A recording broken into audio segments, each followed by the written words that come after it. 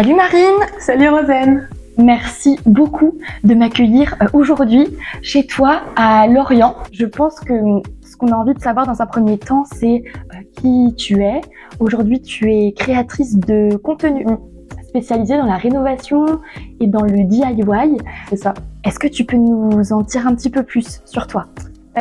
Du coup, je m'appelle Marine, j'ai 29 ans. Comme tu dis, je suis créatrice de contenu / influenceuse sur les réseaux sociaux depuis maintenant 1 an, quasiment tout pile. Et j'habite à Lorient, en Bretagne, et on a acheté une maison du coup il y a 2 ans, et c'est qui a un peu amené à créer le contenu sur Instagram. Et tu avais un compte personnel à la base, ensuite tu as lancé un compte pro il y a 1 an. C'est ça. Tu as pu collaborer avec des marques comme Orac, C'est notre petit fond qui est magnifique. Et d'ailleurs, donc là, les auditeurs auditrices, vous pouvez l'entendre. Ceux qui nous regardent, vous pouvez pas le voir, mais il y a un autre pan de mur ici aussi où il y a le même revêtement qui est magnifique. Donc là, tu nous parles de Orac, mais il y a aussi Leroy Merlin. Ouais, Leroy Merlin avec qui j'adore travailler. Est-ce que tu veux citer d'autres marques? J'ai travaillé avec Plume Living aussi, les façades, on ne vous voyait pas pareil, mais c'est le meuble vert de l'entrée. En tout cas, j'ai travaillé avec plein de marques avec lesquelles je ne pensais pas travailler, avec Dyson aussi. Dyson, c'était trop bien, et pareil, c'est des marques où je me suis dit, attends, comment ça, des marques me contactent moi, la petite influenceuse que je suis, donc voilà, je suis très reconnaissante de ça. Et justement, comment est-ce que ça s'est passé? Donc, tu vas revenir sur la première vidéo et la deuxième aussi qui ont fait justement exploser ton compte. Raconte-nous la genèse de ce compte Instagram. Alors comme je disais au début, on a acheté notre maison il y a 2 ans. Quasiment 2 ans tout pile, à la fin novembre ça fera 2 ans, et en fait on a commencé la rénovation à nous-mêmes, et j'ai commencé à faire quelques petites photos, des vidéos plutôt pour la famille, pour les amis, et j'étais à l'époque en CDI dans la communication d'une agence de location de bateaux.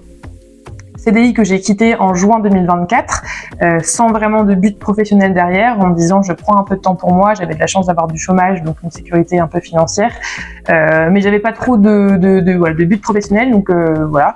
Je passais beaucoup de temps à la maison, j'étais beaucoup à réfléchir à comment je pourrais décorer et rénover ma maison, quels aménagements je pourrais faire, et j'ai toujours suivi des influenceurs et influenceuses sur Instagram, autant dans la mode que dans la rénovation, que dans la décoration, et j'ai toujours adoré cet univers-là.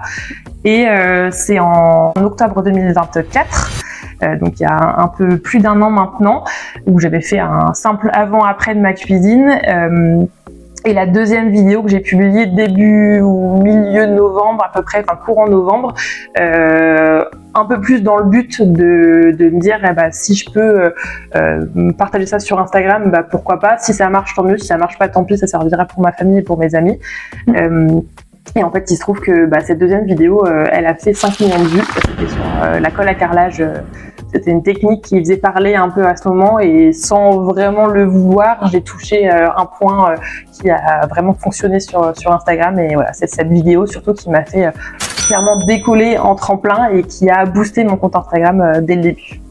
Et dans cette vidéo, est-ce qu'il y avait un appel à action du style enregistrer ce réel pour votre propre rénovation à la maison, ou pour ne pas l'oublier, ou partager cette astuce à un tel autour de vous?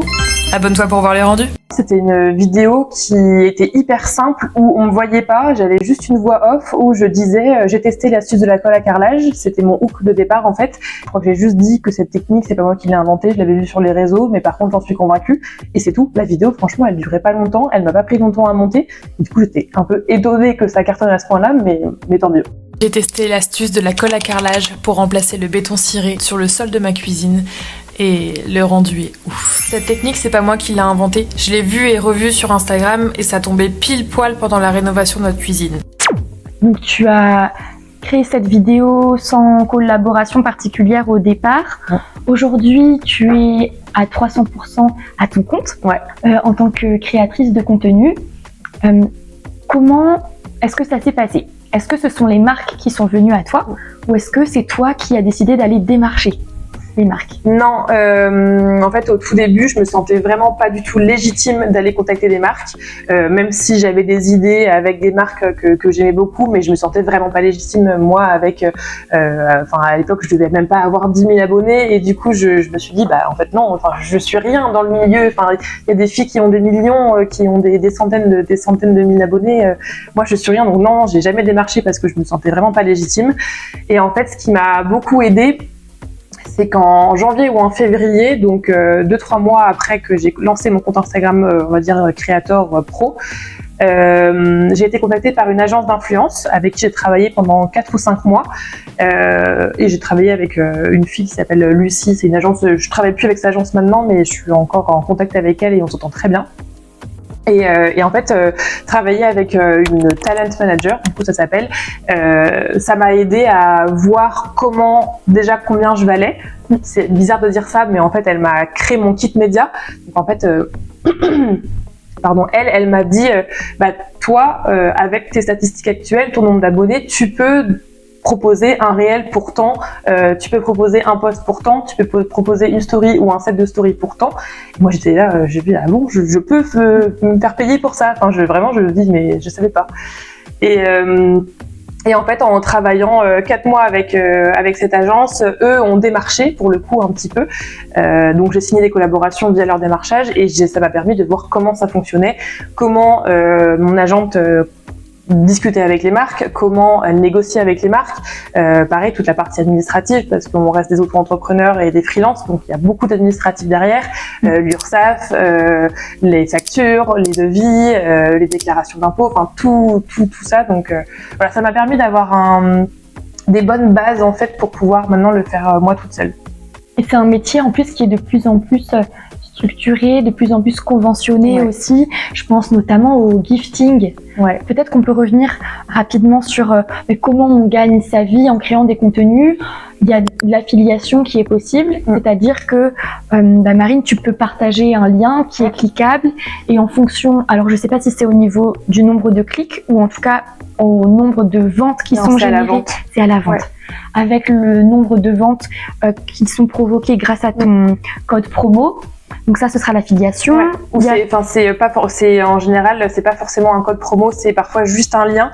Donc il n'y a pas forcément d'avantage direct pour la communauté. En fait, par exemple, je fais beaucoup d'affiliations avec Leroy Merlin et Leroy Merlin, je vais mettre un lien qui va être sans réduction, sans rien. Et en fait, les gens vont cliquer dessus et en fait, tout achat fait via ce lien va moi me rapporter une commission. D'accord. Et du coup, on parle d'un pourcentage sur la vente. Et ça, c'est des pourcentages que les marques définissent au préalable, mais c'est pas forcément. Des fois, quand il y a des codes promo, c'est rare qu'il y ait une commission dessus. Ah oui, d'accord. Quand tu as un code promo, tu as quand même toi une rémunération à la commission ou sur un pourcentage tout de même? Pas souvent, mais moi je le vois, il y a beaucoup moins clairement de commission quand j'ai un code promo à partager. D'accord, ok. Donc il y a l'affiliation, il y a la collaboration commerciale, si je puis dire, contre la création de contenu. Ouais. Toi, tu as une rémunération particulière qui est différente, que ce soit, comme tu disais, une story, un set de story ou un post qui soit carrousel ou qui soit un réel ou une photo. Oui. Je pense que là, les tarifs sont pas les mêmes et ce qui est normal parce qu'une vidéo, c'est beaucoup plus d'engagement aussi et beaucoup plus de temps passé. Exactement. Et puis, il y a aussi le fameux gifting qui, aujourd'hui, je parlais du fait que le métier est de plus en plus conventionné. On le voit, on est obligé aujourd'hui de déclarer même ce que l'on a en tant que gifting. Ouais, et ça, c'est quelque chose que moi, maintenant, j'accepte plus de collaboration uniquement en gifting parce qu'en fait, on doit déclarer, par exemple, on m'envoie pour 500 € de produits, et ben moi, je vais devoir déclarer 500 € de chiffre d'affaires, comme si j'avais été payé 500 €. Donc en fait, je vais être taxée au même titre. Donc c'est ce que je dis tout le temps aux marques, c'est que en fait, moi, si j'ai pas de rémunération à côté, même si c'est pas beaucoup, mais en fait, je vais payer de ma poche des taxes pour quelque chose que j'ai reçu gratuitement. Donc en fait, ça me revient c'est beaucoup moins intéressant. Et ça, c'est bien de cadrer tout ça dans un sens, mais du coup, ça limite pas mal de collaborations parce que sinon, en fait, on perdrait beaucoup d'argent de notre poche en fait, et pas d'argent qu'on gagne, quoi. Mais ce qui est très bien, c'est que toi, justement, aujourd'hui, tu peux choisir tes collaborations. Quelle serait ta collaboration de rêves en termes peut-être de secteur d'activité et puis de création de contenu aussi. Est-ce que tu préfères par exemple créer un set de story ou plutôt un réel? Moi, je préfère largement faire un réel parce que déjà c'est un peu plus long certes, mais en fait c'est beaucoup plus créatif et c'est là que je peux vraiment laisser mon imagination prendre place et faire une vidéo qui me ressemble ou pas, ça dépend des débriefs des marques, mais en général faut toujours que ça me ressemble. Mais non, moi je préfère largement faire un réel parce que les stories, alors c'est bien aussi, c'est un peu plus spontané, mais ça va être plus compliqué de promouvoir un produit en story de manière naturelle et surtout c'est une story, ça dure que 24 heures, donc en fait c'est parfois beaucoup de travail qui va pas durer longtemps, alors qu'un réel ça reste à vie sur notre compte et ça peut encore fonctionner quelques mois après, non, moi un réel je préfère largement travailler avec des réels. Donc en format réel et avec quel type de marque? Est-ce que ce sera plutôt dans le DIY, dans la rénovation? Est-ce que ce sera du lifestyle? Bon, même si je me doute un petit peu de ta réponse. Je vais faire beaucoup plus de rénovation, DIY, de décoration. Ça va être par exemple des marques de papier peint, des marques de meubles. J'ai eu aussi il y a pas longtemps une marque qui fait de l'investissement financier. Donc en fait c'est un peu tout est lié. Mais je tends un peu plus vers un compte aussi un peu lifestyle et axé en un peu mode, pas à 100% parce que les gens qui me suivent là de base sont là pour la rénovation et le DIY. Mais en fait moi à titre personnel j'adore suivre des gens pour leur vie de tous les jours. J'adore aussi suivre des personnes pour leur tenue, leur sens de la mode, et ça c'est un truc que j'adore et je vois que ça fonctionne aussi parce que j'ai beaucoup de demandes en story sur je peux avoir la référence de ta veste, de ton pantalon. Donc voilà. Beaucoup aussi. Ouais. Et puis c'est ça aussi qui fait toi ton unicité, qu'on a envie de te suivre. On en parlait la semaine dernière avec Maëlys qui elle est créatrice de contenu du côté de Brest. Elle est connue spécialement pour la partie sport parce qu'en fait elle court, elle s'est lancée dans un triathlon et dès que je l'ai vue, tout de suite je lui ai dit j'ai l'impression de te connaître, j'ai l'impression d'être une copine. Et alors nous, effectivement on se connaît depuis quelques années parce qu'on avait une amie du coup en commun et après on se recroise à des événements comme les Vieilles Charrues ou autres, mais j'apprécie quand même le fait de pouvoir suivre aussi ta personnalité, ton quotidien, et effectivement ça passe aussi par la manière de s'habiller parce qu'en fait la manière de s'habiller c'est aussi la manière dont on s'offre au monde. Exactement. Donc c'est chouette, on comprend que tu as la partie rénovation, DIY, sur laquelle tu t'es fait connaître aussi de base et qui reste une passion pour toi. Clairement. Et à la fois, il y a le lifestyle, dont la mode, et qui fait aussi partie de toi, qui est une facette de toi. Et c'est aussi, je pense, un moyen de créer une communauté encore plus engagée, parce que forcément si je montrais que des beaux trucs de ma rénovation, des trucs qui vont bien, ma communauté serait là, oui, mais elle serait beaucoup moins engagée, alors qu'en fait si je leur montre, c'est beaucoup plus en story qu'on va mettre des choses comme ça, mais si je leur montre ma vie de tous les jours, si je leur montre mon chien, il y a beaucoup de gens qui me répondent parce que mon chien il le trouve mignon, parfois je montre mon copain, parfois je montre mes amis, ma famille, et en fait ils ont l'impression, comme tu disais, de me connaître en tant que copine, et du coup forcément ça crée des liens un peu plus forts. Et surtout ce que j'essaye de montrer, et ça c'est quelque chose où j'ai dit à mon entourage, si un jour je suis plus comme ça, vous me le dites, mais j'essaye de montrer que je suis une personne comme une autre en fait, que je suis pas que c'est pas parce que j'ai là j'ai un peu plus de 60 000 abonnés, mais c'est pas parce que j'ai des abonnés que en fait je suis une personne qui est intouchable ou j'en sais rien, je reste une personne normale. Et ça, pour l'instant, tout le monde me dit que je suis exactement pareil en vrai que sur mes stories.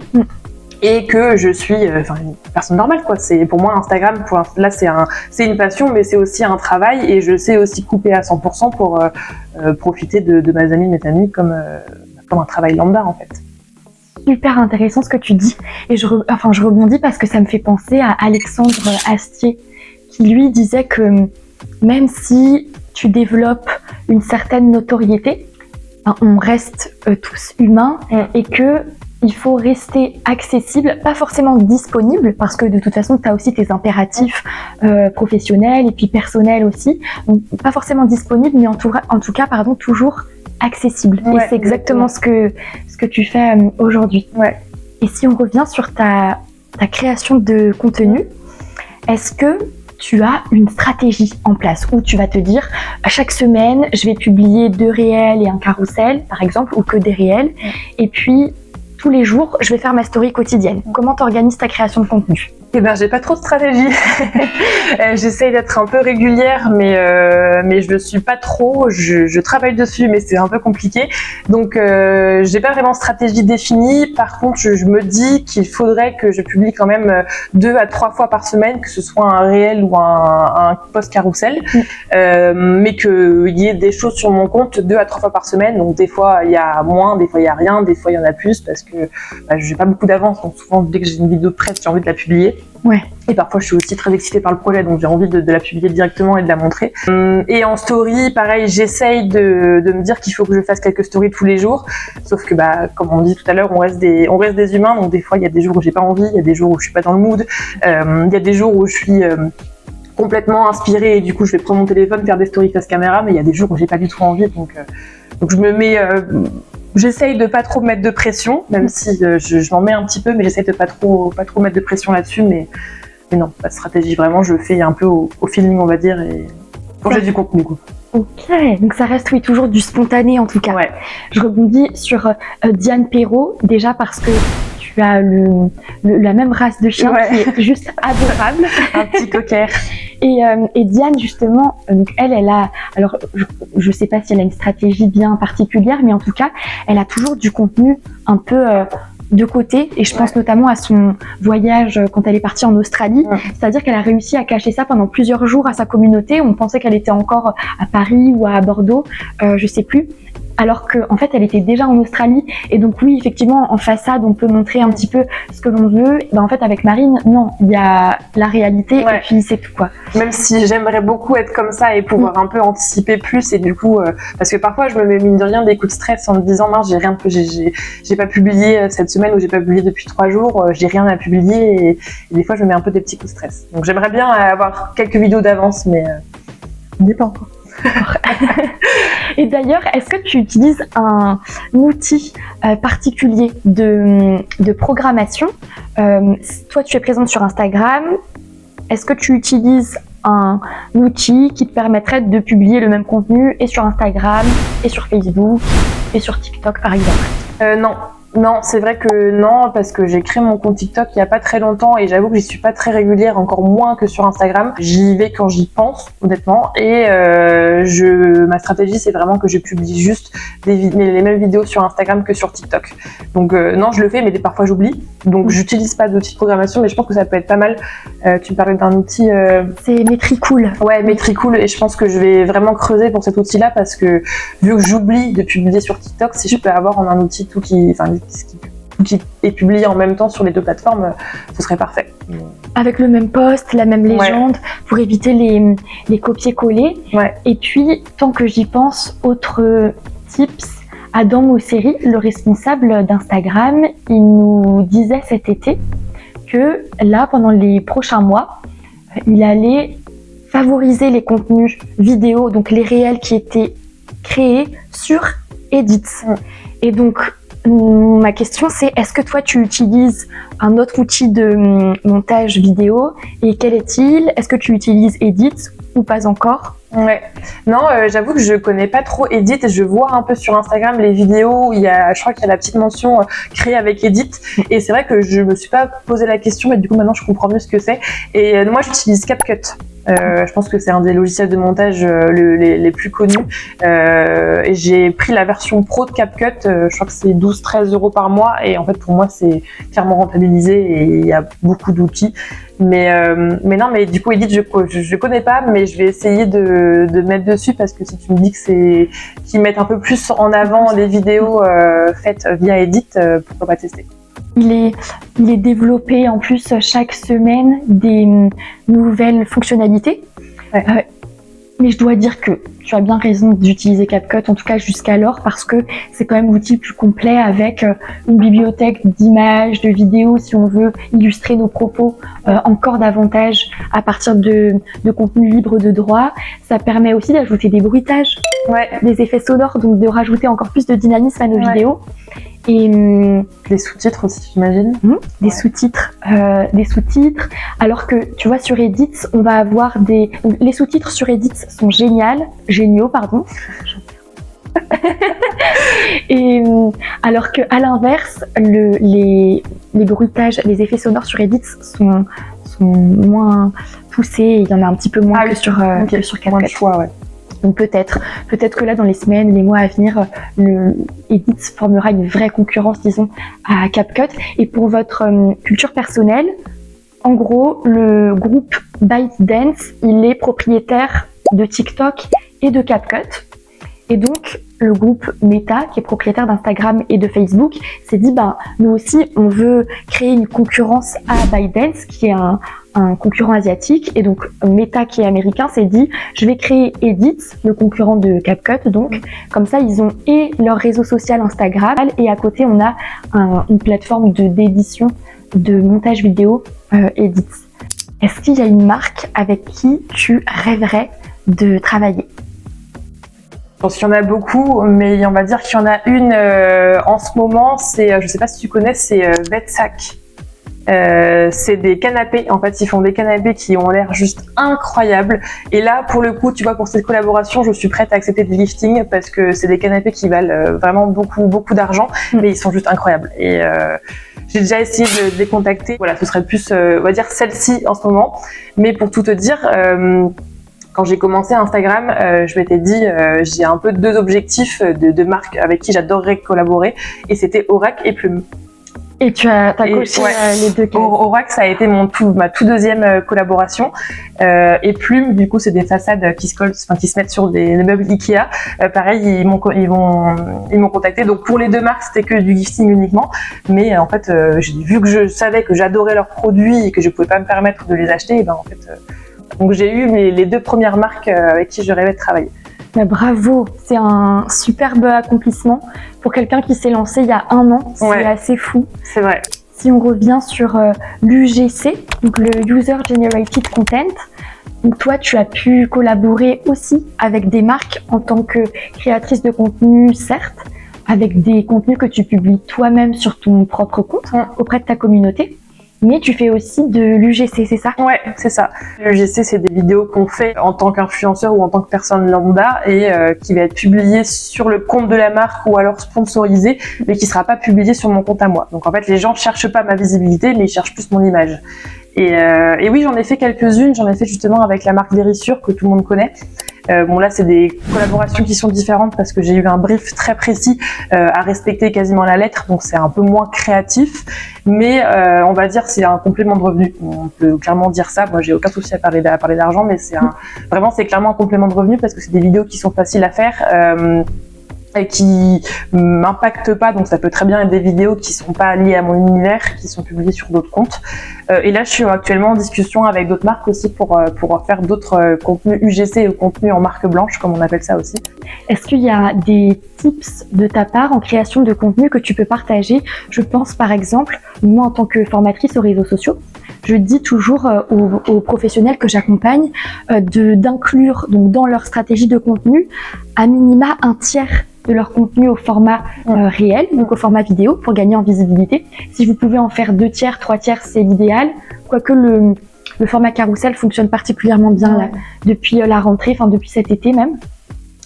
Est-ce que tu as des tips? J'en profite pour en partager un qui fonctionne bien aussi aujourd'hui, c'est de mettre une vidéo qui est relativement courte, donc qui va faire 2 ou 3 secondes, où dans cette vidéo-là, on redirige son audience vers la légende, où là, il y a tout le détail justement à lire en fait. Et ce qui se passe, c'est que du coup, on a un taux de lecture du post qui est incroyable, puisque les fameuses 2 à 3 secondes sont lues jusqu'à la fin. Et en plus, elles sont en mode répète pendant que la personne lit la légende du post. Et donc, ça envoie des signaux vertueux aux algorithmes. Est-ce que toi, de ton côté, tu as un type de création de contenu? Peut-être que tu vas nous dire, moi, ce qui fonctionne le plus, c'est des formats 1 minute ou pas. Enfin, qu'est-ce que tu pourrais nous partager? Moi, je pense que les formats qui fonctionnent le mieux chez moi, c'est des formats qui sont 30 secondes à 45 secondes, pas plus, parce qu'après, je trouve que ça fait un petit peu long. Enfin, ça dépend. Si une vidéo est très intéressante et qu'il y a beaucoup de choses à montrer, pourquoi pas. Moi, c'est un peu mon tips que j'essaie de faire à chaque fois, c'est de montrer le résultat. Par exemple, si on parle d'un DIY ou d'une rénovation, c'est montrer le résultat directement. Et en fait, c'est comme ça qu'on va attirer la personne jusqu'à la fin de la vidéo, je te montre comment réaliser cette pièce ou comment la pièce va être transformée. Et en fait, du coup, si le produit est intéressant, les gens vont rester et regarder le processus jusqu'à la fin. J'ai fabriqué un claustrat en bois pour enfin avoir une vraie entrée. Première étape, la peinture. Pour repartir sur une base propre, j'ai choisi le même verre que mon meuble. Pour ce DIY, j'ai choisi du chêne massif que j'ai fait couper au bon. J'ai fabriqué un claustrat en bois pour enfin avoir une vraie entrée. Première étape, la peinture. Pour repartir sur une base propre. Donc c'est voilà, avoir. Moi j'aime bien faire dans mes vidéos, par exemple, je sais pas si j'ai fait. Par exemple, j'avais fait un transat en collaboration avec Laura Merlin et ma première phrase, ça a été « J'ai réalisé un transat XXL » avec une vidéo de mon transat. Et après, j'ai enchaîné sur la vidéo en disant « Bah voilà, j'ai fait comme ci, j'ai fait comme ça ».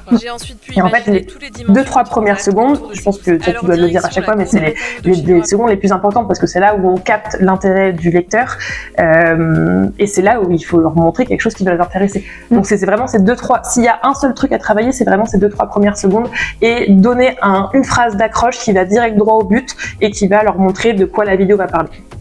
Okay, c'est trop bien. Bah, merci beaucoup, Marine, pour ce super conseil.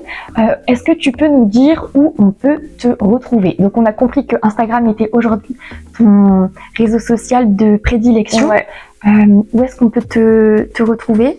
On peut me retrouver sur du coup Instagram sous le nom de Marine Henriot, sur TikTok aussi, mais j'avoue j'y suis un peu moins présente sous le même nom.